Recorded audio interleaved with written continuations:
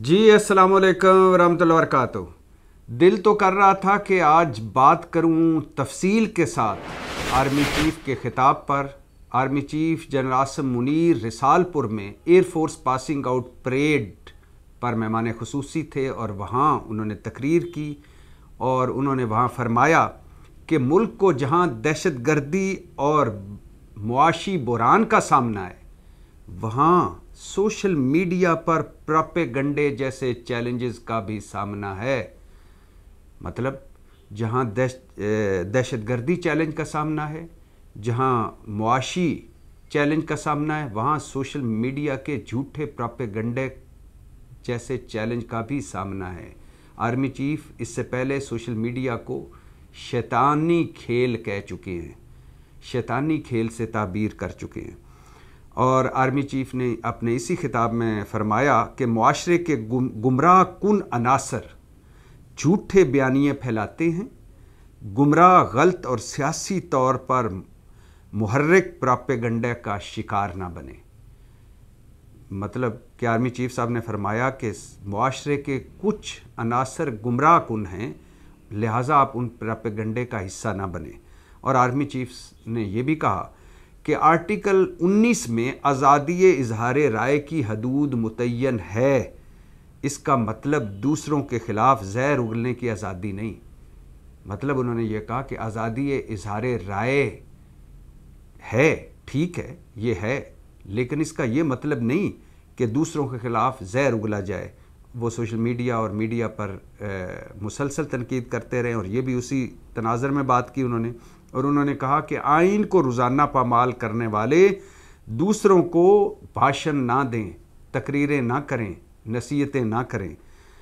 और फिर army chief ने एक बहुत इम्पॉर्टेंट जुमला बोला कि हम अपनी आइनी हदूद बखूबी जानते हैं, दूसरों से भी अपनी आइनी हदूद जानने की तवक्को रखते हैं। दिल तो चाह रहा था कि इस पर तफसील से बात करूं और दिल ये भी चाह रहा था कि अपने ज़वाल के अरूज को पहुंचे हुए ज़वाल पर बात करूं, अपने अरूज को पहुंचे हुए ज़वाल पर बात करूं कि तीसरी मर्तबा इश्तिहार दिया गया है PIA बराए फ़रोख्त और सिर्फ 2 कंपनियों ने, बैरून मुल्क की 2 कंपनियों ने कागजात हासिल किए, मतलब इन्फॉर्मेशन ली। अभी तक किसी कंपनी ने दिलचस्पी ज़ाहिर नहीं की PIA ख़रीदने में। और बड़ी अजीब व गरीब ख़बरें सुनी जा रही हैं कि कोई किसी बिजनेसमैन ने कहीं कहा कि यार जो 5-10 लाख लेने हैं ले लो, इससे जान छुड़वाओ। किसी ने कहा कि यार मुझे दे दो। और आपके ज़हनों में होगा कि मिफ्ता इस्माइल साहब ने एक मरतबा कहा था कि जो स्टील मिल ख़रीदेगा उसको 7 PIA भी मुफ्त में दे दी जाएगी। गो के बाद में वो मुकर गए, लेकिन हाल हमारा यही है। 3 मरतबा इश्तिहार दिया है कि हम अपनी PIA बेचना चाहते हैं। कोई सीरियस ख़रीदार अभी तक मार्केट में नहीं आया, सामने नहीं आया। और दिल ये भी कर रहा था कि फ़ायज़ ईसा काजी साहब की बात करूं। जब उनके ख़िलाफ़ इमरान खान दौर में एक रेफरेंस आया और उस रेफरेंस में उनके ख़ानदान की जायदादें सामने आईं, तो वो उन्होंने एक सदर आरफ अलवी को ख़त लिख दिया। उन्होंने अपने उस वक्त के चीफ जस्टिस को ख़त लिख दिया। वो जब अदालत में पेश होने के लिए अपने मुकदमे में तो वहाँ भी उन्होंने बहुत वो बरहम दिखाई दिए, गुस्से में दिखाई दिए और गमज़दा दिखाई दिए कि एक जज की प्राइवेट इंफॉर्मेशन पब्लिक हो रही है। ये तो आइन के ख़िलाफ़ है, कानून के ख़िलाफ़ है, ये अखलाकियात के ख़िलाफ़ है। जज किसी को कोई इख्तियार नहीं कि वो जज की प्राइवेट इंफॉर्मेशन लीक करे। और उन दिनों हालांकि फ़ायज़ ईसा काजी साहब की हर चीज़ सोशल मीडिया पे आ रही थी ऑटोमेटिक, जो कुछ वो ख़त बाद में कहीं पहुंचता था, जहाँ वो लिखते थे मीडिया पे पहले आ जाता था। लेकिन उन दिनों भी और आज भी वो उस मीडिया पर बहुत बरहम है और उन दिनों तो बहुत गुस्से में दिखाई देते थे कि ये मीडिया क्या मेरा मीडिया ट्रायल कर रहा है। लेकिन वही फ़ायज़ ईसा काजी जब 2 दिन पहले 6 जजेस के ख़त पर एक बेंच की सरबराही कर रहे थे, 6 रुकनी बेंच की, और उसमें जब इस्लामाबाद हाई कोर्ट के जस्टिस बाबर सत्तार का मामला आया कि उनके ख़ानदान के पासपोर्ट्स लीक हो रहे हैं और सोशल मीडिया पर उनके खिलाफ झूठा प्रोपेगेंडा चल रहा है, तो फ़ायज़ ईसा काजी साहब ने एक जुमला भी नहीं बोला। अतर मिनल्ला साहब बोले, मंसूर अली शाह बोले, जस्टिस मंदोखेल बोले, मगर फ़ायज़ ईसा काजी साहब नहीं बोले। फ़ायज़ ईसा काजी साहब जिन्होंने इन 6 जजेस ख़त का, जी तो चाह रहा था किस पे बात करूं कि 6 जजेस के ख़त पर फ़ायज़ ईसा काजी साहब ने किस तरह मामले को मिस हैंडल किया और अब मामले को डिफ्यूज़ करने में लगे हुए हैं। और दिल तो कर रहा था कि इस पर भी बात करूं कि 6 जजों ने ख़त लिखा और 3 हाई कोर्ट के जजेस भी अब उनके पीछे खड़े होंगे, हम पर भी दबाव है, हमारे मामलात में भी मुदाखलत हो रही है। और बकौल जस्टिस अतर मिनल्ला बलूचिस्तान हाई कोर्ट कुछ ना कहकर बहुत कुछ कह गया, मतलब चौथा हाई कोर्ट वो भी है। तो ये मामला ये है, अरूज को पहुंचा ज़वाल। और दिल तो कर रहा था कि इस पर भी बात करूं कि हमारा निज़ाम कितना बीमार है, कि कल के बीमार आसिफ अली ज़रदारी सदर हैं, कल के बीमार शहबाज शरीफ वज़ीर आज़म हैं, कल के बीमार नवाज़ शरीफ इस वक्त पूरा मुल्क चला रहे हैं। ये कल के बीमार थे, अचानक तंदुरुस्त हो गए, पता ही नहीं चला। और अब एक और बीमारी सुनिए कि इलेक्शन कमीशन में खैर से इलेक्शन कमीशन का निज़ाम इस तरह बीमार है कि 7 जनवरी को secretary election commission Umar Hamid Mustafi हो गए। वजह क्या बताई? बीमार हूँ। डॉक्टर आसफ़ को सेक्रेटरी लगा दिया गया। आज डॉक्टर आसफ़ बीमारी के सबब मुस्ताफ़ी हो गए हैं और 4 माह कबल मुस्ताफ़ी होने वाले उमर हमीद दोबारा सेक्रेटरी लग गए हैं।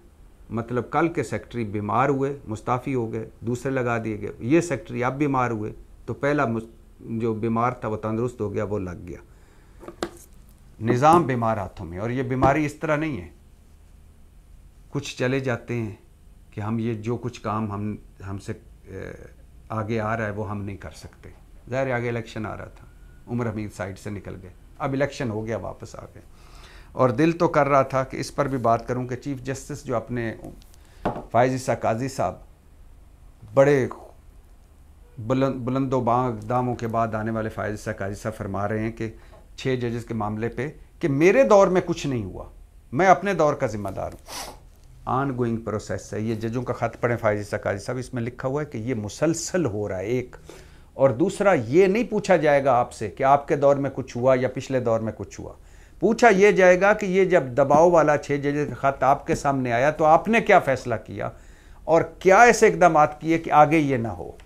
और फ़ायज़ ईसा काजी साहब, ये जब उनसे कहा गया कि अदालतों में और अदालतों पर और जजों पर बैरूनी दबाव है, तो वो लग पड़े अंदरूनी दबाव के। सोशल मीडिया भी तो एक दबाव है, फैमिलियों का भी तो दबाव होता है। भाई इस वक्त मामला बैरूनी दबाव का है, तो वही ना मामला डिफ्यूज़ करने में लगे हुए हैं। और दिल तो ये भी चाह रहा था कि इस मुल्क की हालत बयान करूं कि कल जस्टिस बाबर सत्तार मुस्लिम लीग और पीपल्स पार्टी के हीरो थे। आज मुस्लिम लीग और पीपल्स पार्टी जब उनके खिलाफ झूठा प्रोपेगेंडा हो रहा है, चुप हैं। कल जस्टिस अतर मिनल्ला मुस्लिम लीग और पीपल्स पार्टी के हीरो थे। आज जब वो ऐसी बातें कर रहे हैं कि जिनका फ़ायदा तहरीक इंसाफ को होता है या जो तहरीक इंसाफ के करीब हैं, तो अब वो विलन हो गए हैं मुस्लिम लीग और पीपल्स पार्टी के।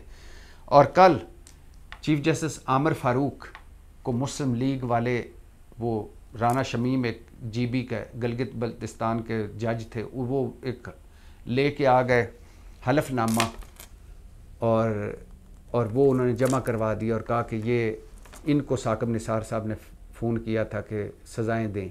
बाद में उन्होंने गैर मशरूत माफ़ी मांग ली, कहा कि मुझसे गलती हो गई। तो उस वक़्त चढ़ाइयाँ कर रहे थे मुस्लिम लीग नून वाले और people's party chief justice Aamir Farooq पर। आज चूँकि तहरीक इंसाफ कह रही है कि हमारे वो केस ना सुने, तो आज वो मुस्लिम लीग और पीपल्स पार्टी इनके हामी, इनके पीछे खड़े हुए हैं कि नहीं, आमिर फ़ारूक साहब जैसा जज ही कोई नहीं। और आमिर फ़ारूक के तारीफ़ों के गुण गा रहे हैं। और कल मरियम नवाज़ और पूरी मुस्लिम लीग जलसों में तस्वीरें लगा रहा कि सुप्रीम कोर्ट के जजों के खिलाफ मुनज़्ज़म मुहिम चला रही थी, इल्ज़ामात लगा रहे थे और चीफ जस्टिस को तड़ियाँ और धमकियाँ दे रहे थे। आज खैर से जब इनकी हुकूमत है अपनी पीपल्स पार्टी और मुस्लिम लीग की, तो अब अपनी हुकूमत में जो इन सुप्रीम कोर्ट के जजेस के हवाले से कोई सवाल उठाता है उसको FIA से नोटिस भिजवा देते हैं। दिल तो ये भी चाह रहा था कि आपको बताऊं कि जो एक बैकडोर मसालती फार्मूला चल रहा है वो कहाँ तक पहुँचा है। ब्रेक थ्रू कोई नहीं हुआ लेकिन चल रहा है। लेकिन आज जो इन सारे मौज़ूआत पे भारी हुआ वो मौजू है पाकिस्तान तहरीक इंसाफ का इलेक्शन 2024 के हवाले से वाइट पेपर।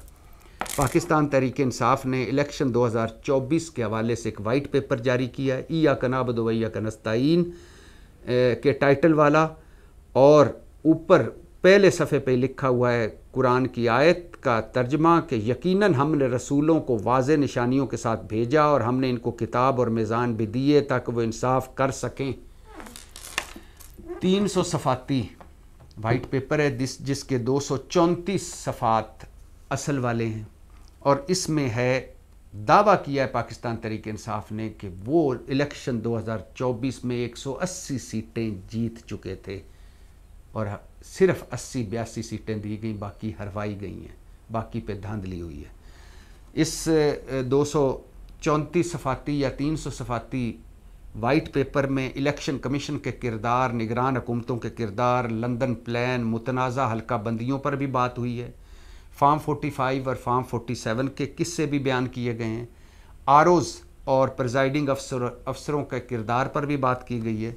प्री पोल धांधली पर भी बात की गई। इलेक्शन से पहले जो जिन चीज़ों को धांधली से ताबीर किया जाता है, मतलब कि बल्ले का छीन लिया जाना, पार्टी का तोड़ दिया जाना 4 हिस्सों में, सियासी स्पेस ना होना तहरीक इंसाफ के लिए, क्रैकडाउन, कागजात नामजदगी छिन जाना, कागजात नामजदगी मुस्तरद होना, छापे, गिरफ्तारियाँ, इंटरनेट बंदिश, मीडिया पर पाबंदियाँ, PTI वेबसाइट ब्लॉक करना, और फिर इलेक्शन धांधली पर जैसे 8 फरवरी के इलेक्शन को रात और 9 फरवरी को के नताइज को बदला गया, उस पर भी बात की गई है। लियाकत चट्टा का बयान और तमाम सियासतदानों के बयान जिन्होंने धांधली पर बात की उनको भी वो भी शामिल है इसमें। मखसूस नशिस्तों का फिर इलेक्शन के बाद छिन जाना, और फिर सुप्रीम कोर्ट का इलेक्शन से पहले, इलेक्शन वाले दिन और इलेक्शन के बाद अदलिया की खामोशी, और सुप्रीम कोर्ट का इलेक्शन के हवाले से धांधली पटिशन ना सुनना, वहाँ पेंडिंग अपने पास अभी तक रखना, ज़िमनी इंतखाबात में अब धांधली, आलमी मीडिया और मुबस्सरीन का रद्द अमल, जुडिश, और ये सारा कुछ है। और इसके अलावा बहुत कुछ है इन 234 या 300 सफ़ात में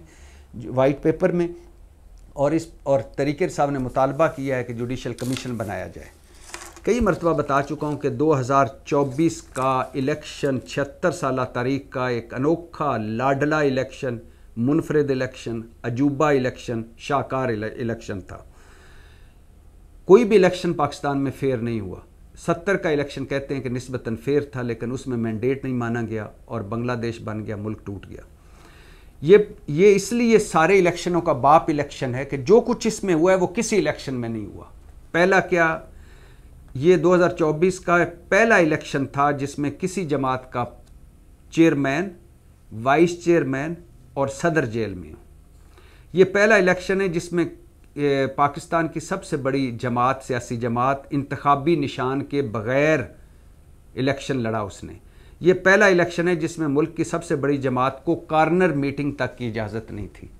ये पहला इलेक्शन है जिसमें उम्मीदवार आखिरी दिन तक पकड़े जा रहे थे, कागजात के नामजदगी छीने और मुस्तरद किए जा रहे थे, तजवीज़ कुनिंदे, तायद कुनिंदे और हत्ता के सरगर्म पार्टी वर्कर तक छापों की जद में थे। ये पहला इलेक्शन है जिसमें पाकिस्तान की तमाम सियासी जमातें मुत्तफिक हैं कि ये इलेक्शन धांधली ज़दा है। पहला इलेक्शन है 76 साल की तारीख का, फिर बता रहा हूँ, कि जिसमें मुल्क की सारी जमातें कह रही हैं कि धांधली हुई। कभी ऐसा नहीं हुआ कि मुल्क की सारी जमातें कह रही हूँ कि धांधली हुई है। जीतने वाले भी कह रहे हैं, हारने वाले भी कह रहे हैं। जीतने वाले हैरान हैं और हारने वाले परेशान हैं। ये पहला इलेक्शन है जिसमें पीर पगाड़ा, मौलाना साहब, अहमद वली खान, महमूद खान अचकज़ई, इमरान खान, 5 बड़ी जमातें और मुस्लिम लीग के जवेद लतीफ़, शायद इश्काक़ान अब्बासी समेत सब कह रहे हैं कि इलेक्शन बेचा गया और इलेक्शन ख़रीदा गया। ये पहला इलेक्शन है जिसमें मौलाना साहब ने असम्बली में खड़े होकर कहा कि इस बार असम्बलियाँ बेची गई और ख़रीदी गई। कभी ऐसी किसी इलेक्शन के बारे में बात नहीं हुई। ये पहला इलेक्शन है जिसमें गुज़श्ता दौर का अपोजिशन लीडर यानी PDM सरबराह मौलाना कह रहा हो कि ये इलेक्शन धांधली में सबसे बड़ा है, पिछले इलेक्शनों का बाप इलेक्शन है। ये पहला इलेक्शन है जिसमें जीतने वाला कह रहा है कि मैं नहीं जीता, कोई और जीता है। ये पहला इलेक्शन है जिसमें हारने वाला कह रहा है कि मैं तो हार चुका हूं, मगर जो जीतने वाला है वो नहीं है जो जीता है, कोई दूसरा था जो जीता है, उसे भी हरवा दिया गया है। ये पहला इलेक्शन है जिसमें हारने वाले कह रहे हैं हमें भी जीत की ऑफर्स की गई, फॉर्म 47 की ऑफर्स की गई, मगर हमने इनकार कर दिया। तो मैंने कहा है ना कि 2024 का इलेक्शन शाहकार इलेक्शन है, इस जैसा इलेक्शन कभी भी नहीं हुआ। उसी इलेक्शन पे 2024 के इलेक्शन पे वाइट पेपर जारी किया पाकिस्तान तहरीक इंसाफ ने, 300 सफ़ाती वाइट पेपर, 234 सफ़े पढ़ने के काबिल है, ज़रूर पढ़िएगा। और पाकिस्तान तहरीक इंसाफ ने सुप्रीम कोर्ट से मुतालबा किया एक बार फिर कि इस इलेक्शन पर जुडिशल कमीशन बनाया जाए, और जहाँ जहाँ हमारी दरखास्तें पड़ी हैं सुप्रीम कोर्ट में, हाई कोर्ट्स में, इलेक्शन ट्रिब्यूनल्स में, वो फौरी सुनी जाएं और उन पर फैसला किया जाए और हमारा चोरी शुदा मैंडेट वापस किया जाए। पाकिस्तान जिंदाबाद।